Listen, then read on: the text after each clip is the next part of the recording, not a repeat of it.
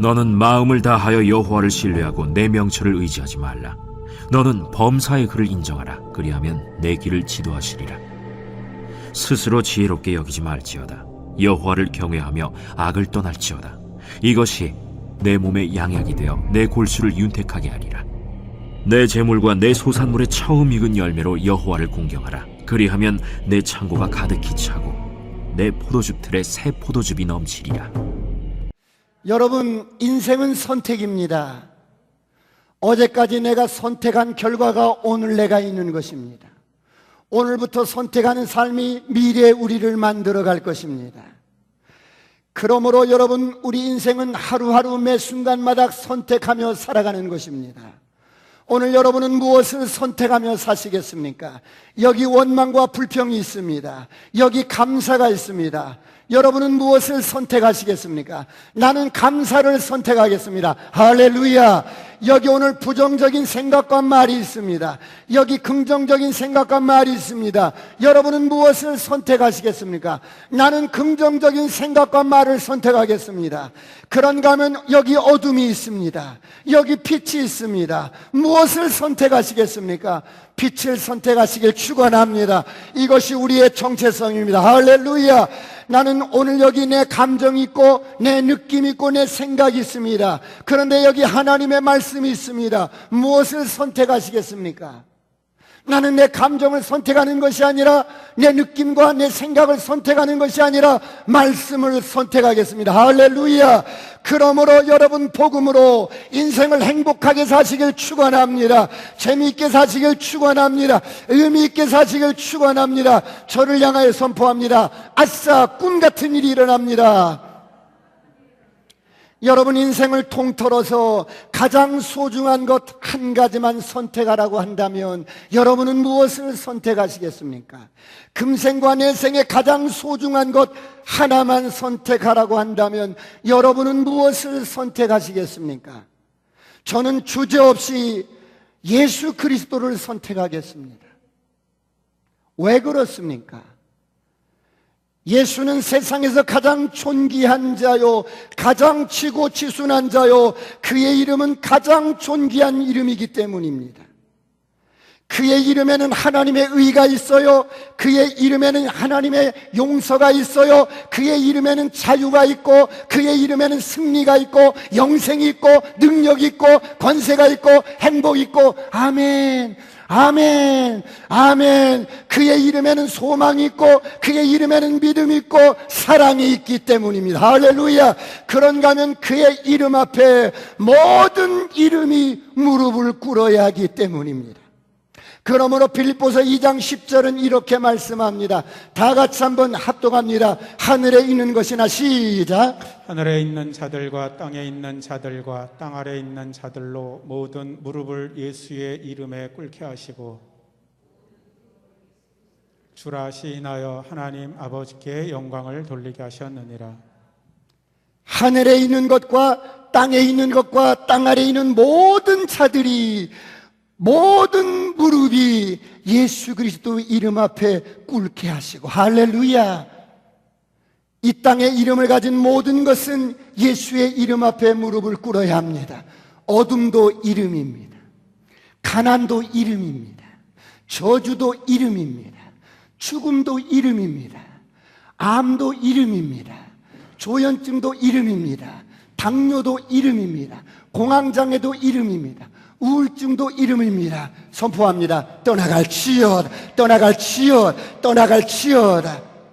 사랑하는 성도 여러분, 우리는 지난 시간에 인자와 진리라는 제목으로 말씀을 나누었습니다. 하나님께서 말씀하시는 최고의 인생은 어떤 인생이었습니까? 세상적인 성공의 기준이 아니었습니다. 세상적인 어떤 업적이 아니었습니다. 어떤 스펙도 아니었어요. 바로 하나님의 말씀을 내면화시켜서 인자와 진리로 사는 삶이었습니다. 내 아들아, 나의 법을 잃어버리지 말고 내 마음으로 나의 명령을 지키라. 그리하면 그것이 너로 장수하게 하고 평강을 더하게 하리라. 할렐루야. 하나님의 말씀을 마음에 두고 내면화시키면 반드시 사람이 변화가 됩니다. 그런데 많은 사람들이 세월을 낭비합니다.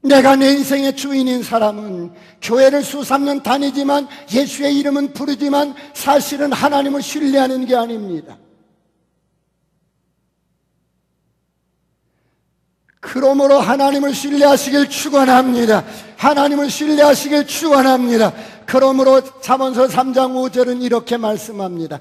다 같이 한번 합독합니다. 잠언서 3장 5절 시작. 너는 마음을 다하여 여호와를 신뢰하고 내 명철을 의지하지 말라. 너는 마음을 다하라는 겁니다. 너의 지정의를 다해서 여호와를 신뢰하라고 말씀합니다. 그렇다면 우리가 왜 하나님을 신뢰해야 합니까? 그분이 천지를 창조하신 분이라고 우리가 그분을 믿고 신뢰해야 합니까? 여러분, 세상의 모든 권세 중에 가장 강력한 권세가 있습니다. 바로 죄와 사망의 권세입니다. 이 죄와 사망의 권세는 아무도 이길 자가 없습니다. 아무도 여기서 벗어날 수가 없습니다. 이 세상의 모든 권세 가운데 이 죄와 죽음의 권세가 가장 강력한 권세입니다. 그래서 모든 사람이 죽음 앞에 무릎을 꿇어요. 그래서 여러분, 이 죄와 권세를 이기는 강력한 힘과 능력이 세상에는 없는데 딱 하나. 그것이 무엇입니까? 하나님께서 이 땅에 찾아오셔서 십자가의 능력으로 이 죄와 사망 권세를 깨뜨려 버렸어요. 할렐루야. 그러므로 고린도전서 1장 18절은 이렇게 말씀합니다. 다 같이 한번 합독합니다. 시작. 십자가의 도가 멸망하는 자들에게는 미련한 것이요 구원을 받는 우리에게는 하나님의 능력이라. 십자가가 멸망하는 저들에게는 미련한 것처럼 보입니다. 그러나 구원받은 우리에게는 하나님의 능력입니다. 왜 십자가가 하나님의 능력입니까? 왜 십자가의 도가 구원받은 저와 여러분에게는 하나님의 능력이 된단 말입니까? 십자가의 예수가 우리를 죄로부터 해방시켜 주었기 때문입니다. 할렐루야. 십자가의 예수가 우리를 죽음으로부터 해방시켜 주셨기 때문입니다. 그래서 십자가의 예수는 우리에게 영원한 영생을 주는 하나님의 능력입니다. 십자가는 이 땅에 사는 어간에 우리를 죄와 사망의 법에서부터 해방시켰을 뿐만 아니라 우리가 이 땅에 70년 강건하면 80년 100년 살다 이 땅을 떠날 때도 십자가는 우리의 능력입니다. 어떻게 해요? 아무것도 가지고 갈 수 없습니다. 그런데 우리가 무슨 능력으로 하늘문을 열겠습니까? 주님 앞에 우리가 학벌도 가지고 가는 것이 아니고 여러분, 재산도 어떤 업적도 어떤 직분도 어떤 권세도 아무것도 가지고 갈 수 없지만 오직 하나, 십자가를 붙들고 가는 겁니다. 할렐루야. 십자가를 붙들고 가는 겁니다.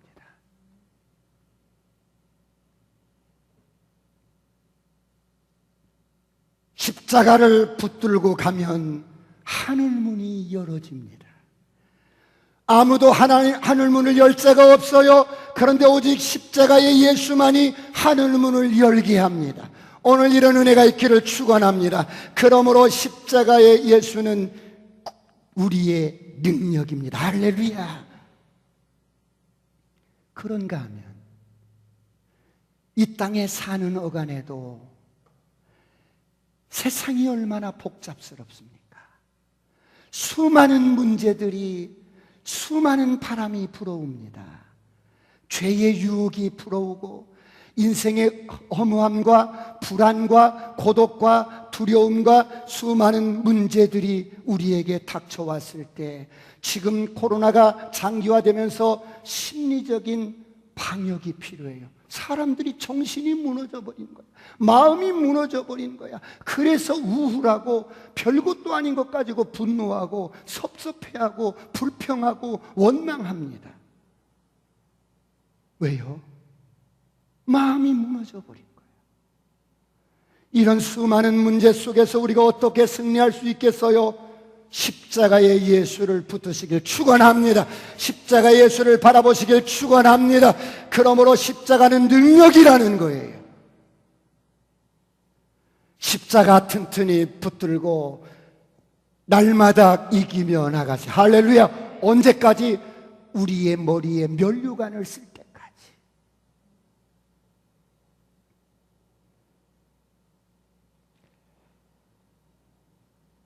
이런 하나님, 이렇게 우리를 위해서 강력하게 죄와 사망 권세를 깨트려 놓으시고 구원하신 하나님, 우리에게 십자가의 능력을 안겨주신 이 하나님을 신뢰하시길 축원합니다. 하나님께서는 우리를 부르시고 우리를 방치하시는 게 아니라 하나님은 당신의 자녀들에게 하나님을 신뢰할 수 있도록 교육을 하는데 세 가지를 교육합니다. 마치 이스라엘 백성들을 출애굽시킨 후에 광야에서 이들을 훈련하신 것처럼 여러분, 우리를 하나님께서는 하나님을 신뢰하는 훈련을 하는데 첫 번째, 너의 인생의 주인이 누구냐를 훈련합니다. 너의 인생의 주인이 너냐 나냐, 이것을 수없이 가르칩니다. 수많은 사람들이 예수를 믿지만 여전히 내가 내 인생의 주인이 되어서 삽니다.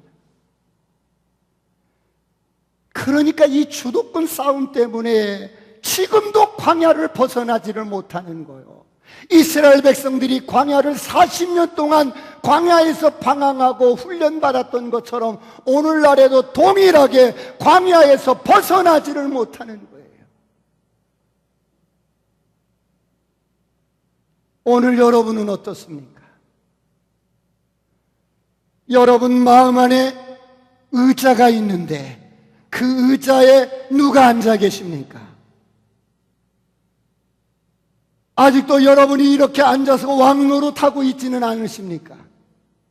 주님은 저쪽 보이지도 않는 저쪽 여러분 발끝머리에 주님은 계시고 여러분은 보좌에 앉아서 왕노릇하고 있지는 않습니까? 부탁드립니다. 그 보좌에 주님이 왕으로 앉으시기를 축원합니다. 두 번째, 하나님께서는 우리를 당신을 신뢰할 수 있도록 훈련하시는데 두 번째, 너의 인생의 공급자가 누구냐? 너냐 나냐? 광야에 있는 사람들은 특성이 있어요. 내 가진 것으로 살아요.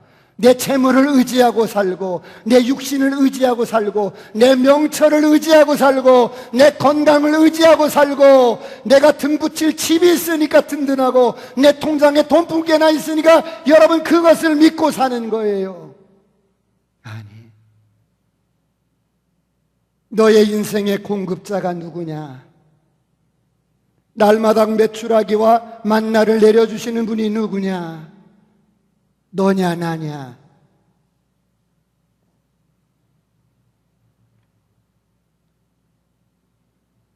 오늘 여러분은 어떻습니까?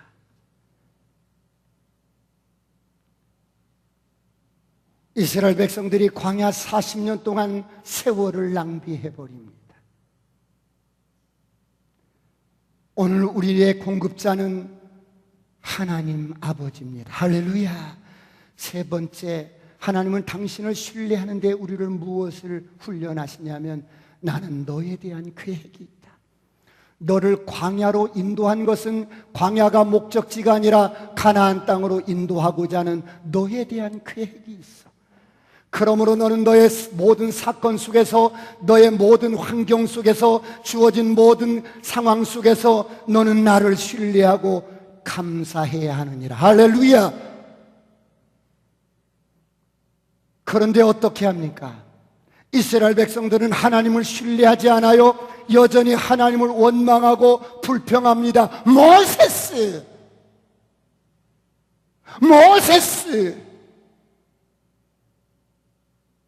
물이 없으면, 환경이 어려우면, 고기가 먹고 싶다고 해서 고기를 제공해주면 고기를 씹어서 삼키기도 전에 이빨 사이에 끼어 있는데도 원망하고 불평하고 막 그러는 거예요. 여러분, 그들만 그럴까요? 올 1월부터 불어오는 이 코로나 바람이 지금 이렇게 오늘까지 오는데 여러분 가정은 어떻습니까? 정말 믿음의 사람은 여러분 바람이 불어봐야 진가를 알 수가 있습니다. 하나님이 틀렸다는 거야. 그러니까 나는 감사를 못하겠어.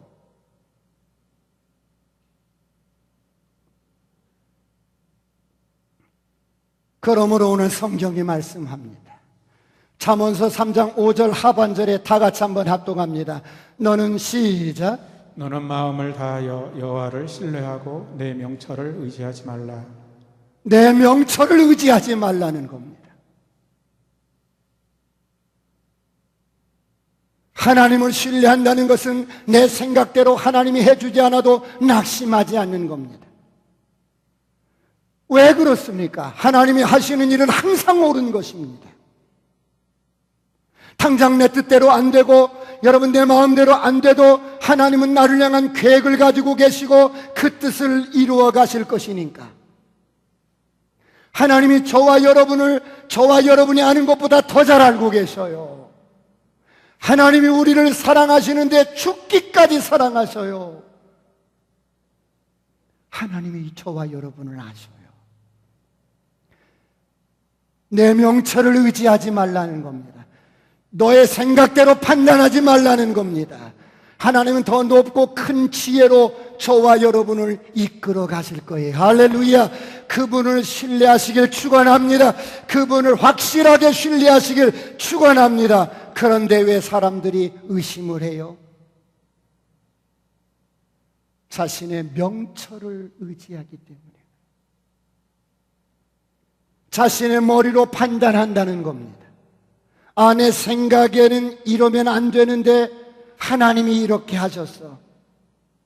이러면서 하나님까지도 판단하고 왜곡을 시킵니다. 하나님 앞에서 자기 명철을 믿고 똑똑한 척 하지 말라는 겁니다. 지혜로운 척 하지 말라는 겁니다. 요즘 사람들 자기 생각대로 모든 걸 판단해서 말을 합니다. 교회도 자기 생각대로 판단하고 말을 해요. 사람에 대해서도 자기 생각대로 판단하고 자기 생각대로 옳으니 그르니 그러지 말라는 것입니다. 하나님을 신뢰하시기를 축원합니다. 그러므로 마음을 다하여 하나님을 신뢰하시길 축원합니다. 그렇다면 우리가 그분을 신뢰한다면, 정말 진정으로 우리가 하나님을 믿고 신뢰한다면 어떻게 해야 할까요? 두 번째, 그분께 묻고 행하셔야 합니다. 오늘 말씀 6절을 다 같이 한번 보겠습니다. 다 같이 합독합니다. 시작. 너는 범사에 그를 인정하라. 그리하면 내 길을 지도하시리라. 범사에, 너는 범사에 너의 일상에 숨쉬는 모든 일까지도 그분을 인정하라는 겁니다.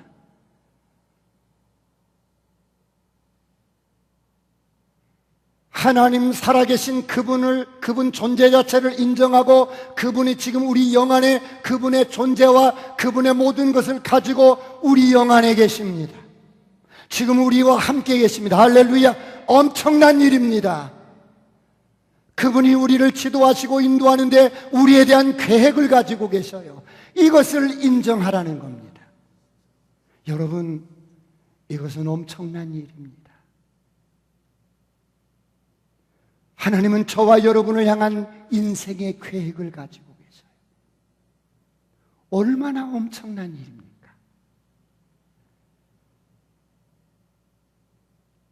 우리 인생의 계획을 가지고 계신 하나님 앞에 그럼 우리는 어떻게 해야 돼요? 그분을 인정하고 그분께 물어봐야 됩니다. 하나님이 이럴 때 어떻게 해야 돼요? 하나님께 물으면 하나님은 우리가 물어보는 것 이상으로 사랑하는 아들이 물어보면 아버지가 막 차상하게 말해주는 것처럼 하나님이 우리에게 그러시는 거예요. 하나님은 우리에게 말씀해 주시기를 너무 기뻐하시는 분이에요. 하나님께 물으면 우리 안에 성령님께서 때로는 음성으로, 때로는 어떤 것을 생각나게 하고, 때로는 말씀으로, 때로는 우리의 마음의 눈을 밝혀서 여러분 어떤 문제를 풀어갈 수 있는 힘을 주시고 지혜를 주십니다. 많은 사람들이 하나님을 관념적으로 믿기 때문에 그분께 물어보지 않습니다. 질문하지도 않아요. 그래서 지도함을 받지 못합니다. 오늘 여러분은 어떻습니까? 그냥 물으면 되는 거예요. 사람과 대화하듯이 그냥 물으면 됩니다. 저를 향하여 선포합니다. 그냥 물으면 됩니다. 시작. 그냥 물으면 됩니다. 프랭크 로바크라는 선교사님이 계셔요.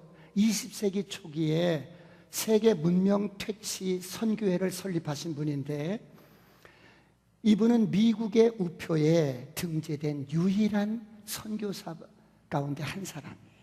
이분의 소원이 뭐였냐면, 어떻게 하면 하나님과 24시간 함께하고 있다는 친밀함을 느낄 수가 있을까? 동행할 수 있을까? 이것이 늘 소원이었어요. 그런데 어느 날, 하나님, 나 정말 하나님 앞에 그런 삶을 살고 싶어요. 그랬더니 하나님의 음성이 들리는 거예요. 너의 주인이 누구냐? 딱 한마디. 그래서 하나님이시지요. 그렇다면 왜 나에게 묻지 않냐? 내게 물으라는 거예요. 너 자신에게 묻지 말고 나에게 물으라는 거예요. 그래서 내가 언제 나에게 물었지? 그리고 가만히 내 말하는 것을 체크를 해봤더니 너무나도 많이, 하루에도 수십 번 나에게 묻는 거예요. 오늘 뭘 먹지? 오늘 점심은 뭘 먹지? 오늘 무슨 옷을 입지? 오늘 어디로 가지? 수없이 자기에게만 묻고 사는 거예요. 이것을 깨닫고 그가 결심을 합니다. 내게 질문하는 이 질문을 바꾸어서 이제부터 주님께 묻겠다. 그 이후로 그의 영적인 생활이 완전히 혁명적인 생활로 바뀌어지는데, 1930년 1월 26일 날 그가 쓴 일기가 이런 일기가 있어요. 매 순간 하나님을 느끼고 있다. 지금 타자를 두드리고 있는 이 손가락에도 하나님이 인도해 주시기를 바란다. 나의 걸음을 통해서도 하나님이 흘러나오기를 바란다.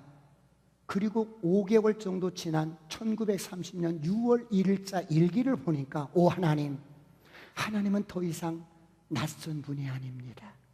주님은 온전히 제 안에 계십니다. 여기에 계십니다. 여러분, 늘 뭘 먹지? 무슨 옷을 입지? 어디를 가지? 이렇게 나에게만 묻고 살았던 이 질문을 바꿔서 주님께 질문을 했더니 혁명적인 변화가 왔어요. 우리도 한번 연습해 볼까요? 자, 오늘 점심은 뭘 먹지? 주님께 한번 물어보는 것으로 바꿔서 여러분이 한번 물어보세요. 오늘 점심은 뭘 먹지? 오케이, 잘하셨어. 주님, 오늘 점심은 뭘 먹을까요? 이렇게 물으라는 거예요.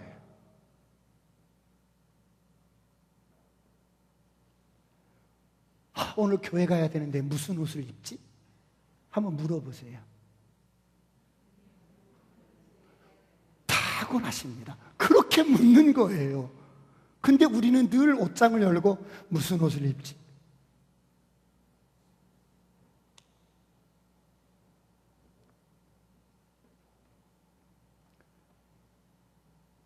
스스로 이렇게 자기에게 혁명적인 변화가 일어났던 이 선교사님은 이렇게 정리를 합니다. 인간이 얼마나 자신이 스스로 주인으로 착각하고 사는가, 그리고 그 주인은 얼마나 불완전한가, 우리는 얼마나 자신에게 속으며 살아왔는가.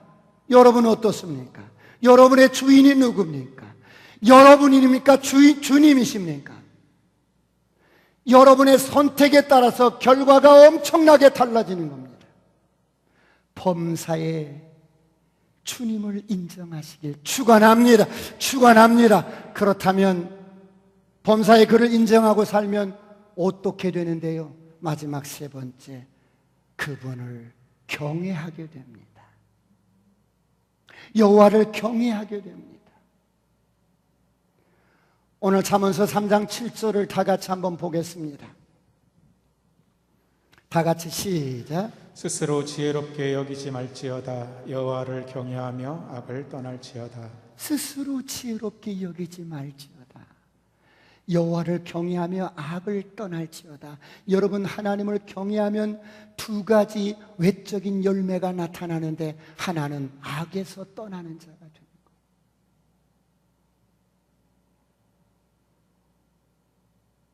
여호와를 경외하면 악에서 떠나게 되어, 여호와를 경외하게 되면 늘 우리의 사고 속에 하나님을 의식하면서 사는 거예요. 하나님이 나를 바라보고 있어요. 그래서 어때요? 지금 이 시간에도 하나님이 나를 바라보고 계셔요. 내가 하는 모든 일을 주님이 아셔요. 사람이 안 봐도, 사람이 몰라줘도 하나님은 내가 하는 모든 일을 정확하게 알고 갚아주시는 그분인 것을 알아요. 이것은 여호와를 경외하는 자가 느끼는 영적인 감각들이에요. 하나님이 나를 바라보고 계셔요.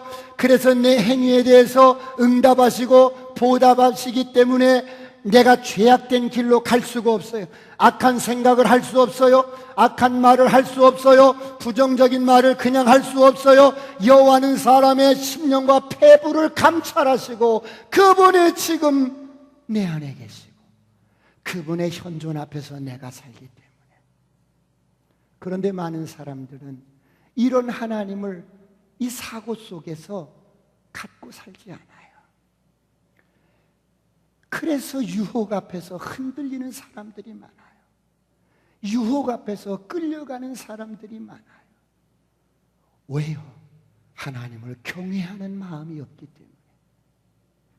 여러분, 여호와를 경외하게 되면 우리 마음에 여러분 이 십자가 같은 여러분 믿음의 기둥이 꽉 세워집니다. 하나님을 향하여 신실한 여러분 기둥이 세워져요. 하나님을 경외하면 여러분의 마음에 보이지 않는 견고한 기둥이 세워져서 흔들리지 않아요. 어떤 유혹 앞에서도 흔들리지 않아요.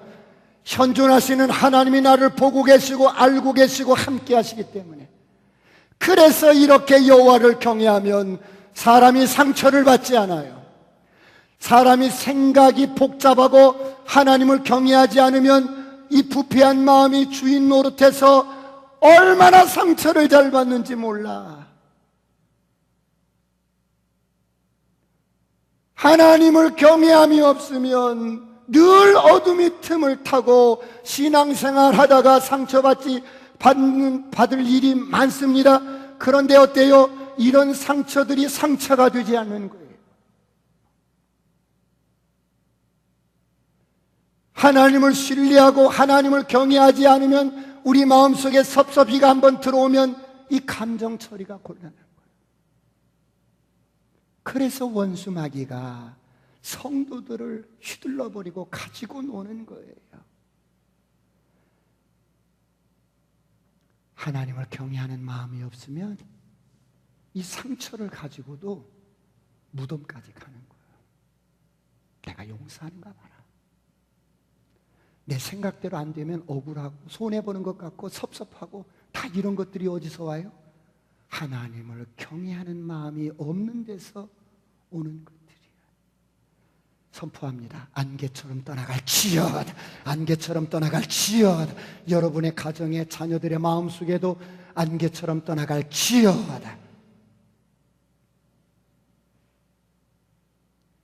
하나님을 경외하면 악에서 떠나게 돼요.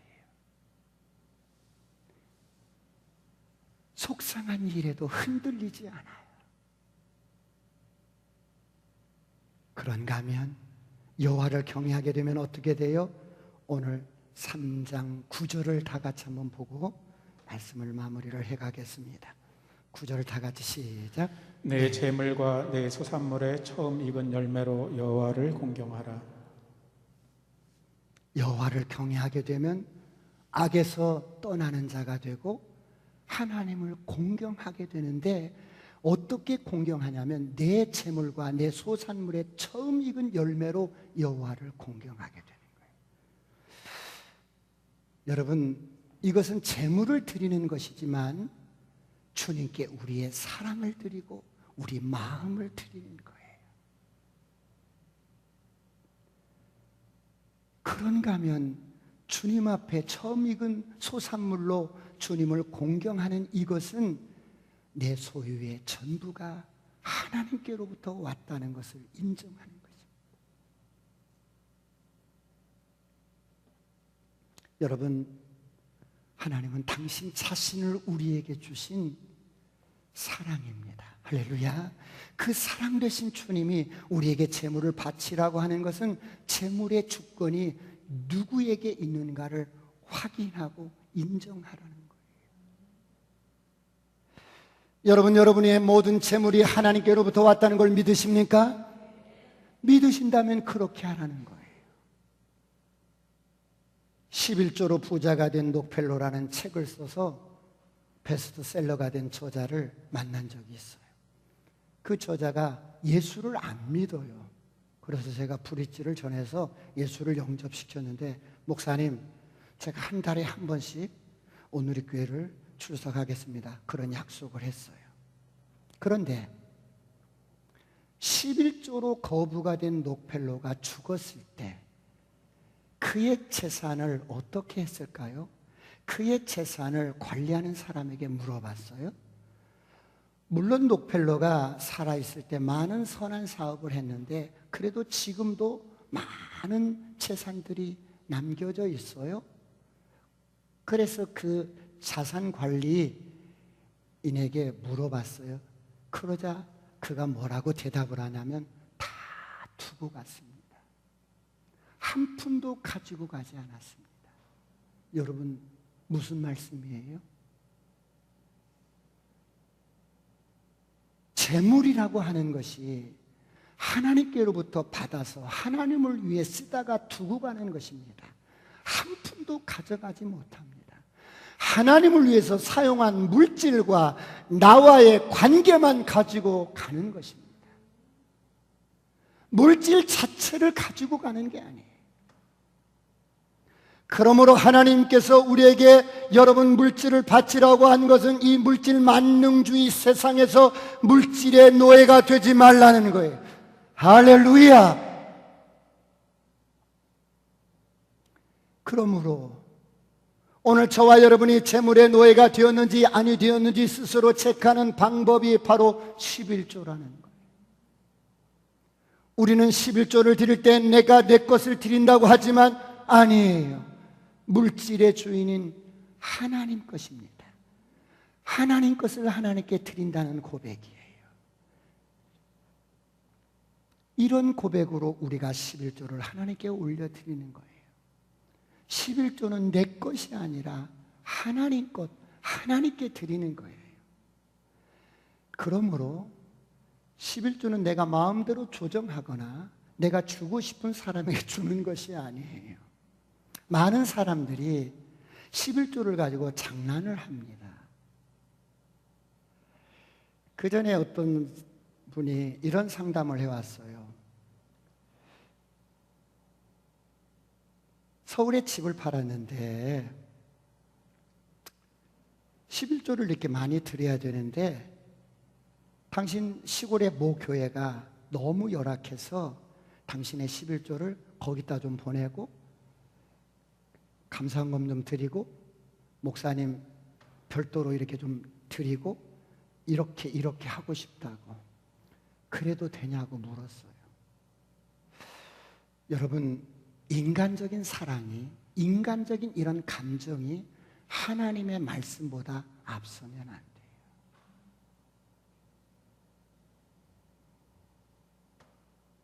우리의 생각이, 우리의 감정이 하나님의 말씀보다 앞설 수는 없어요. 11조는 원래 내게 아니에요. 하나님의 것을 하나님께 드리는 것입니다. 그리고 11조는 자기가 속한 교회에 드리는 거예요.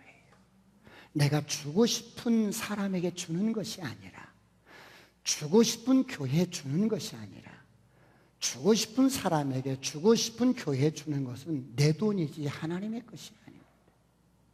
세금을 내야 되는데 세금을 내가 주고 싶은 사람에게 주고 세금을 냈다고 하면 안 되는 것처럼 말입니다.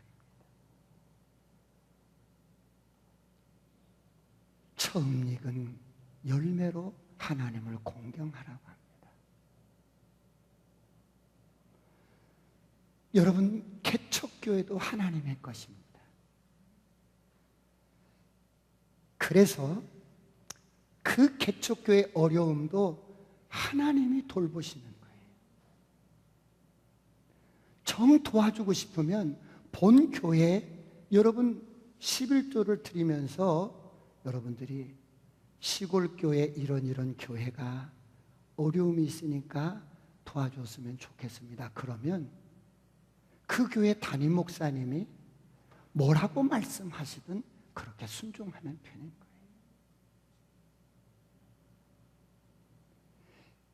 당신이 도와주면 안 돼. 교회가 도와줘야 돼. 할렐루야. 교회 이름으로 가는 거예요. 하나님의 이름으로 가는 거예요. 여러분, 많은 사람들이 물질 때문에 고민이 많습니다. 그러나 분명한 것은 물질의 주인은 하나님이시라는 거예요. 나는 내가 걸어가야 하는 길을 걸어가면 되는 거예요. 그럴 때 하나님께서 여러분 역사하십니다. 할렐루야. 주시는 분이 하나님이심으로 거둬가는 것도 간단합니다. 오늘 우리가 돈을 쓰면서 살지만 돈을 믿고 살면은 안 돼요. 하나님을 진심으로 믿고 신뢰하시길 축원합니다. 그러면 이렇게 하나님을 경외하는 자에게 악에서 떠나고 곡식의 첫 열매를 하나님 앞에 공경하면 하나님이 약속을 합니다. 오늘 10절을 보고 말씀을 마치겠습니다. 다 같이 합독합니다. 시작. 그리하면 내 창고가 가득히 차고 내 포도즙 틀에 새 포도즙이 넘치리라. 여러분 가정에 이런 차고 넘치는 축복이 있기를 축원합니다. 여러분의 인생에, 여러분의 자녀들의 인생에 이런 축복이 차고 넘치기를 축원합니다.